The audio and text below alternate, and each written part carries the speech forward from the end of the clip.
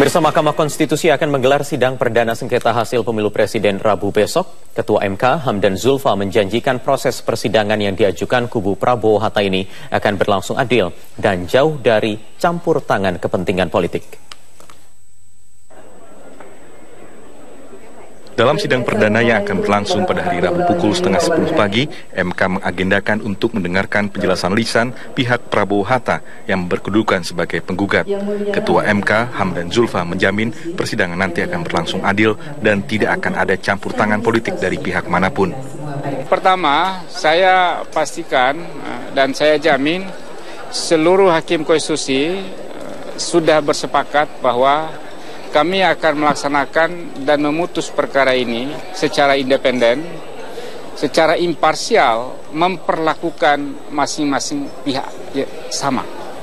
Tidak ada siapapun dari lembaga negara, dari partai politik, dari ormas, atau dari kelompok demonstran yang bisa menekan sikap dan pendapat mahkamah.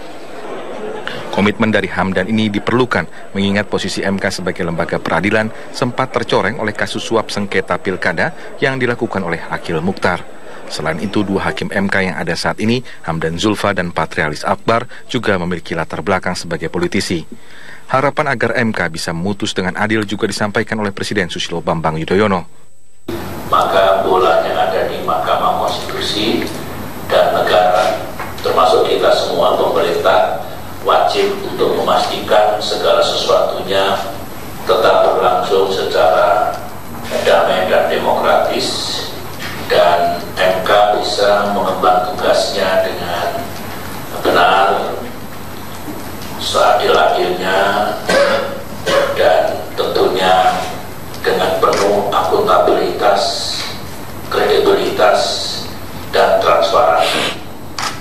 Kewajiban kita sekali lagi untuk mengawalnya dengan baik. Pengamat politik Burhanuddin Muhtadi juga menilai MK perlu untuk memastikan sidang berlangsung sesuai dengan rambu yang ada. Burhan juga percaya MK akan bersikap adil karena sidang MK terkait sengketa hasil Pilpres kali ini akan berlangsung transparan. Harapan kita, meskipun kehadiran Prabowo Hatta itu sah, tetapi tidak memberikan sinyal ancaman terhadap proses persidangan yang berlangsung di MK. Dan saya percaya karena kasus persengketaan yang digugat oleh Prabowo Hatta ke MK ini relatif terbuka dan transparan, diberitakan oleh banyak kalangan, itu harapan saya proses terbuka dan transparansi itu akan membuat semua hal yang menjadi gugatan dan sekaligus kekecewaan dari pihak Prabowo itu bisa didiskusikan secara lebih adil, secara lebih transparan. Kubu Prabowo Hatta dalam gugatannya kepada MK menilai telah terjadi pelanggaran terstruktur, sistematis, dan masif. Salah satu yang mereka soroti adalah banyaknya rekomendasi pemilu ulang yang tidak dilakukan oleh KPU dan juga penggelembungan suara yang menguntungkan Jokowi JK. Namun sejauh ini tudingan tersebut telah dibantah oleh Bawaslu dan juga Komisi Pemilihan Umum. Sebelumnya, pasangan nomor urut 2 Jokowi JK dalam pemilu Pilpres lalu dinyatakan sebagai pemenang dengan selisih suara lebih dari 8 juta suara. Tim Liputan Metro TV. Jelang sidang perdana sengketa hasil pemilu presiden, tim Prabowo Hatta mengaku menyiapkan 52.000 bukti terkait dugaan kesalahan penghitungan suara 50 juta suara, maksud kami. Namun pengamat hukum tata negara Refli Harun menilai gugatan yang diajukan kurang signifikan karena tidak ada argumen yang meyakinkan. KPU menyiapkan dokumen pemilihan suara di 109 kabupaten di 21 provinsi untuk menghadapi sidang gugatan kubu Prabowo Hatta di persidangan Mahkamah Konstitusi. MK dinilai bisa memberikan putusan yang beragam. Pertama, bisa saja MK memutuskan bahwa keputusan yang dibuat KPU itu sudah benar dan dikuatkan. Atau yang kedua, mengkoreksi putusan yang sudah dibuat oleh KPU. Nah, mengkoreksi itu bisa macam-macam caranya. Sementara itu, tim kuasa hukum Prabowo Hatta Firman Wijaya mengaku mengantongi 52.000 bukti termasuk rekaman video kecurangan dan kesalahan penghitungan 50 juta suara dalam Pilpres. Hampir jumlahnya sekitar 52.000 sekian gitu. Itu valid semua, Mas? Ya, validitas itu menurut kami ada dua tingkatnya. Ya, pertama dokumen-dokumen itu memang berhubungan langsung, direct evidence.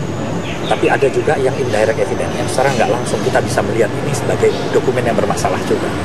Meskipun demikian, pengamat hukum tata negara Refli Harun menilai permohonan kubu Prabowo Hatta kurang signifikan karena tidak ada argumen yang meyakinkan. Yang terjadi adalah seolah-olah cuma tempelan saja. Elaborasinya cuma 2 halaman dari 147 halaman yang ada. Nah, saya menduga sebenarnya ini sekedar entry point saja. Artinya data mengenai bahwa mereka unggul itu saya kira data yang barangkali sedikit ngarang ya. Sebelumnya, sejumlah halaman dalam dokumen gugatan Prabowo Hatta dipertanyakan karena ada salah penghitungan ataupun bagian yang tidak diisi lengkap yang kemudian diklaim kubu Prabowo Hatta salah ketik dan telah diperbaiki. Tim Liputan, Metro TV. Pemirsa, 2 partai politik yang meraih suara signifikan pada pemilu legislatif lalu yaitu Golkar dan Partai Demokrat melalui sejumlah pengurus partainya memberi sinyal untuk merapat ke kubu koalisi partai pendukung Jokowi JK pasca putusan Mahkamah Konstitusi nanti. Pengamat menilai suara tambahan dari salah satu partai ini akan memperkuat posisi koalisi partai pendukung Jokowi JK di parlemen. Sinyal bahwa arah politik Partai Demokrat akan berubah pasca keputusan MK terkait hasil Pilpres tampak dari pernyataan Wakil Ketua Umum partai tersebut, Syarif Hasan. Kepada Metro TV, Syarif mengatakan Demokrat terbuka untuk memberi dukungan kepada Jokowi JK jika mereka nantinya meneruskan sejumlah program pemerintahan saat ini. Kalau tidak salah, Anda kan juga tahu bahwa pada saat kampanye, Prabowo sudah memberikan komitmen akan melanjutkan. Justru itulah pada saat itu Partai Demokrat memberikan dukungan penuh kepada Prabowo. Nah, tetapi karena suara rakyat memberikan dukungan penuh kepada Pak Jokowi, nah tentu kami ingin mendengar juga nanti ke depan bagaimana dengan presiden terpilih itu.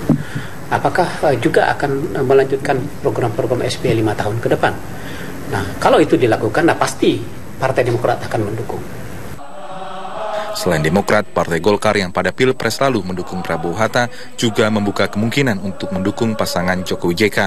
Wakil Ketua Umum Partai Golkar Agung Laksono mengatakan akan lebih baik jika partai itu mendukung pemerintahan yang dipimpin oleh Jokowi JK nantinya. Meskipun saya sendiri berharap bahwa Golkar dalam hal ini ya tentu ya sebaiknya memberi selamat pada presiden terpilih, andai kata Pak Jokowi yang terpilih.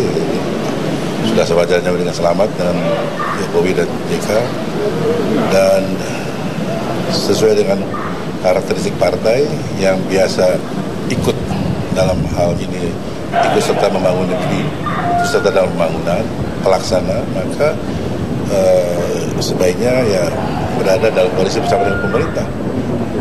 Meskipun itu tidak berarti menghilangkan daya kritis partai. Kubu Jokowi JK membenarkan pembicaraan awal dengan 2 partai itu sudah berlangsung. Wasekjen PDI Perjuangan Ahmad Basarah mengatakan mereka terbuka untuk menerima masuknya anggota koalisi baru, asalkan dalam kerjasama nanti tidak mengajukan syarat bagi-bagi jabatan di kekuasaan pemerintahan. Sementara pengamat politik Burhanuddin Muhtadi mengatakan bergabungnya 2 partai itu memang akan menguntungkan posisi kubu Jokowi JK di parlemen. Namun dia mengingatkan agar koalisi partai yang membesar harus disertai dengan kontrak politik yang jelas agar tidak mengganggu pemerintahan Jokowi JK. Ada beberapa pilihan, ada Golkar, ada Demokrat, ada P3, ada PAN. Tetapi masing-masing pilihan harus dihitung melalui 2 pertimbangan. Pertama adalah pertimbangan seberapa jauh kompensasi politik yang diminta oleh partai-partai calon koalisi baru Jokowi. Yang kedua adalah seberapa jauh partai-partai tadi ketika diajak itu mampu memenuhi standar minimal, ya, yaitu untuk mendapatkan single majority 50%+1. Tapi di saat yang sama mereka tidak terlalu banyak permintaan sehingga mengganggu konstelasi koalisi lama yang. Dalam sejumlah kesempatan, Jokowi JK mengatakan pemerintahan mereka nantinya akan berorientasi pada pelayanan publik dan menghindari bagi-bagi kekuasaan termasuk dalam penyusunan kabinet. Tim Liputan Metro TV. Sementara itu, Presiden terpilih Joko Widodo menegaskan akan mengundurkan diri sebagai Gubernur DKI Jakarta usai putusan Mahkamah Konstitusi terkait sengketa pemilu presiden. Menurut Jokowi, pengunduran dirinya yang masih menunggu putusan MK itu merupakan sikap menghormati proses hukum yang tengah berlangsung. Belum. Kalau ditolak DPRD gimana, Pak? Belum. Apa masih harus komunikasi informal? Belum. Gimana, Pak? UMK ya, Pak ya? Belum. Mengundurkan diri nanti mestinya habis MK. Habis MK bisa Agustus, bisa September, bisa Oktober. Kenapa nunggu MK, Pak? Kenapa nunggu MK dulu? Apanya? Kenapa nunggu MK dulu kalau mengundurkan diri, Pak? Oh gitu, masa ditanyakan. Ya kita harus menghormati proses hukum yang ada. Harus menghormati.